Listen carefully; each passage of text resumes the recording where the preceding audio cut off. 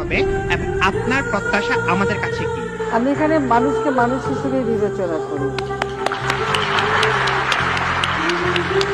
যে কোনো এখানে নারী পুরুষ ট্রান্সজেন্ডার যারাই হোক সকলেই আমাদের সন্তান।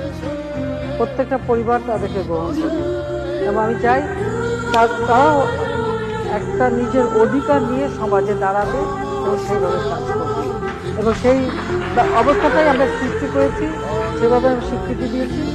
আজকে সেটা পার্বত্য চট্টগ্রামই হোক বা সেই পঞ্চগড় হোক অথবা একেবারে দক্ষিণের সুন্দরবন এলাকা হোক, সব জায়গার ছেলে মেয়ে মানুষ সমানভাবে কর্মসংস্থান সুযোগ পাবে এবং কাজ করে নিজের কাজে আসবে, নিজের জীবনকে উন্নত করবে।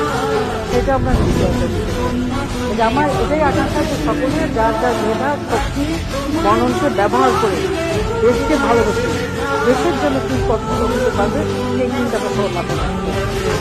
আমাদের জায়গাটা কোথায় হবে এবং আপনার প্রত্যাশা আমাদের কাছে